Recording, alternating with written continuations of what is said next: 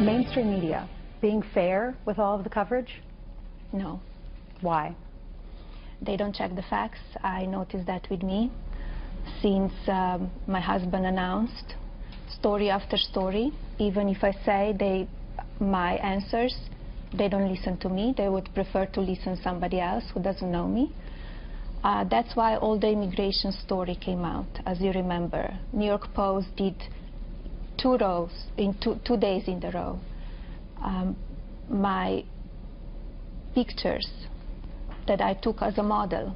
I'm very proud of my body. I'm not ashamed of my body. I'm very comfortable in my body. All right, that was Melania Trump talking with Fox and Friends co-host Ainsley Earhardt about the mainstream media's coverage of her husband and her and her husband's campaign. During the sit-down, Ainsley asked Mrs. Trump about her reaction to the leaked audio of her husband from 2005. Let's take a look. Those words, they were offensive to me, and they were inappropriate. And he apologized to me, and I accept his apology. And we are moving on. From a woman's perspective, what were your thoughts when you heard those tapes? This is not the man that I know. This is, we could see, as I always said, as my husband said as well, for a successful businessman, entrepreneur, entertainer, that he did so much in his life, being in so many shows, so many tapes. It's very hard to run for a public office. And he did it anyway. He said, I want to help American people. I want to keep America safe. I want to bring back jobs, bring back economy. So our children, our future will be the best way possible.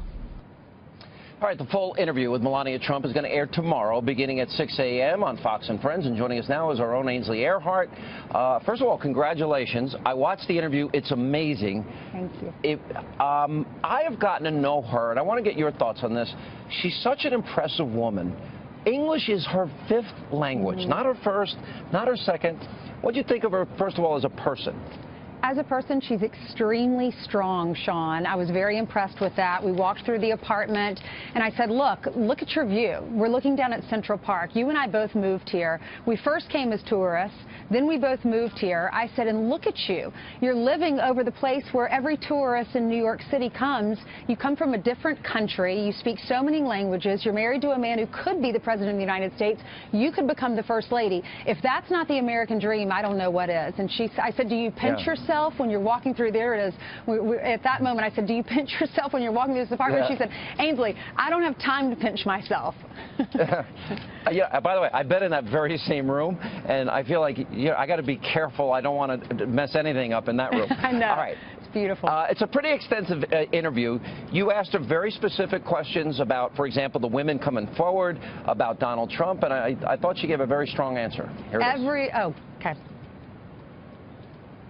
I was not surprised in one way because, as I said before, everything was organized, and it is 3 weeks before the elections.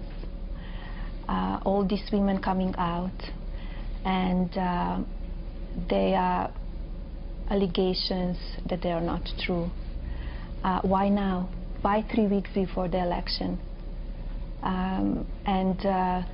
What they're accusing my husband, that is not the person that I know. What is your message to these women? What would you like to say to them? That all the allegations should be handled in a court of law and without the evidence. To accuse somebody, is a man or a woman, it's damaging and it's unfair. Why do you think they would make this up then? Because they want to damage the presidency of my husband. And it was all planned, was all organized from the opposition. You know, Ainsley, I think you raise a very, very tough point. about these women, but I was watching Judge Jeanine Pirro over the weekend, and for example, one of the main accusers was on a flight with Donald Trump, and the guy that was sitting in the seat next to them totally debunked that story. But when you reveal it 3 weeks before an election, it becomes very difficult for the person being accused. What did you think of her answer on that? Yeah, I mean, I thought her answer was fair. She said there's no evidence, so let's take this to court. Prove to me you just can't come out a few weeks before the election and damage my husband's reputation and say these things about a father without any evidence. But from a woman's perspective, I mean, I definitely see both sides. And here they are, like she said, it was coordinated. So many women came out at one point. She did make a good point saying, why didn't one or two come out periodically if that were the case? Why didn't they come out immediately when this happened, if it did happen? She said, why did they all come out together, and it happened to be just a few, 22 days out from the election? And it's also relevant in this sense that I interviewed Juanita Broderick, Paula Jones, and Kathleen Willey and Kathy Shelton, and one of the things that surprised me in that interview, Ainsley, was they didn't get requests to be interviewed by many of the same media outlets that have gone wall to wall on this. You asked one really important follow-up question that I want to sneak in here, and that is what she thinks about them probing Bill Clinton, considering we know that the Monica story is true, we know the Jennifer story is true, and he did pay $850,000 to Paula Jones. Let's roll it. Is it fair for the media to bring up Bill Clinton's past, or for Donald Trump to bring up Bill Clinton's past?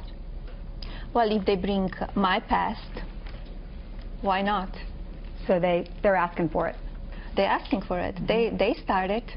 They started from the beginning of the campaign, putting my picture from modeling days, as you want that to be your first lady. That was my modeling days, and I'm proud what I did. I worked very hard.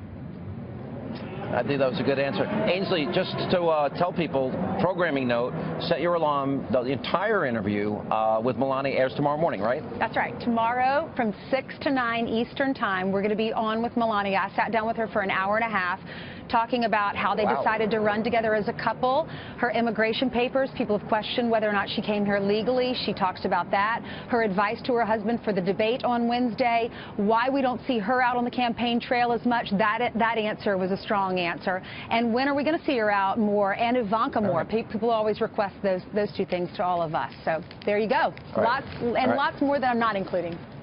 All right, Ainsley, great interview, great job as always. Sean. Thank you so much for sharing it with us.